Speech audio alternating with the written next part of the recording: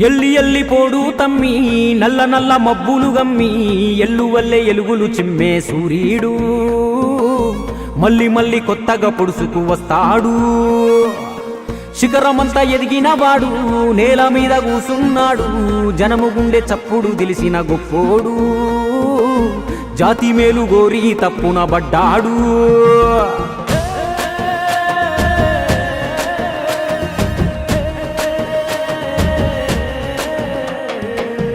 ఎవ్వారి కోసమయ్యా ఎవ్వారి కోసము ఎన్నాళ్ళు ఒంటరిగా చేసావు సమరము. నీకున్న ఇలువ ముందు సాలదంట గగనము, నీకున్న ఇలువ ముందు సాలదంట గగనము. అయినా నీకెందుకింత హంతులేని మౌనము. యాడ మొదలు పెట్టను సామి ఎక్కడుంది నీ జన్మభూమి. దేశమంతా నా సొంతమన్నా మేధావి కులము తలము ఒంటికి అంటని మన జీవి. అంజనమ్మ వెంకటరావు ఆఖరి పుత్రుడు తాను. తెలుగు నేల ప్రతి ఇంటి బిడ్డగా ఎదిగాడు. కథనమంతా కైగట్టి చెబుతాను ఈనాడు.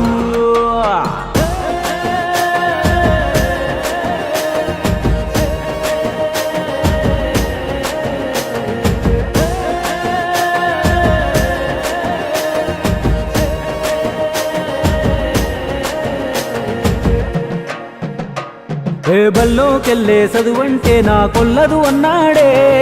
బాల్యం నుండే పుస్తకాలతో దోస్తీ గట్టాడే. తన లక్ష్యం కోసం పెద్దన్న ఇల్లుదిలి వెళ్ళాడే. ఇతడేమో ఎవ్వరికర్థం గాక ఇంట్లో మిగిలాడే.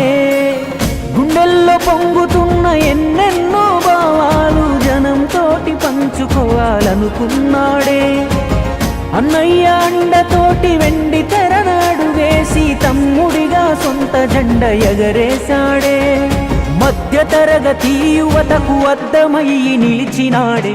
సూపులకే గబ్బరు సింగు లోపలేమో వేదన పొంగు. చిత్రసీమలోనే ఇతను సంతింగు అంటలేదు మనుషుల కంటే ఏ రంగు.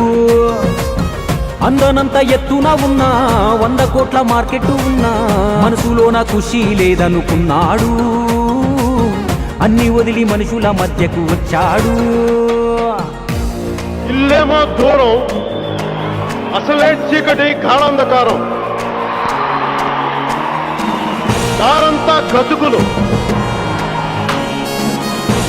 చేతిలో దీపం లేదు కానీ గుండెల నిండా ధైర్యం ఉంది.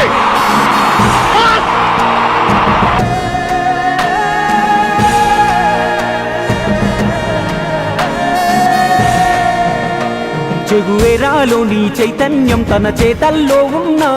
తెల్ల దుస్తుల్లో గాంధీజీలా ఎంత చల్లని నవ్వోడే. అడ్డదారులు తొక్కి అందలమెక్కే పద్ధతి వద్దంటూ 100 ఓటములైనా సిద్ధం అంటూ నీతికి నిలిచాడే. పేదోడి బలహీనతే ఆధారం చేసుకొని పాలించే రాజకీయం ఇంకెన్నాళ్ళు. ప్రశ్నించి బానిసత్వ సంకల్లను తెంచకుంటే మన కళ్ళను వదిలిపోవు ఈ కన్నీళ్ళు. అని జనం కొరకు తప్పించే ఆ గుండెకెన్ని అవమానాలు. ఎగురుతున్న జాతీయ జెండా వెనక ఉన్న పొగరుంది నిండా.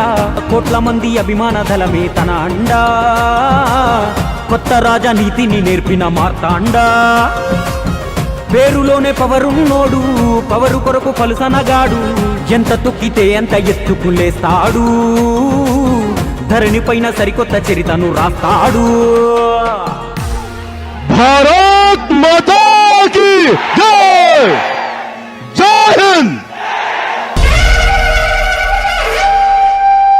ఓటమి అంటే ఆటకు ముగింపు కాదు, అదే ఆటకు కొనసాగింపు.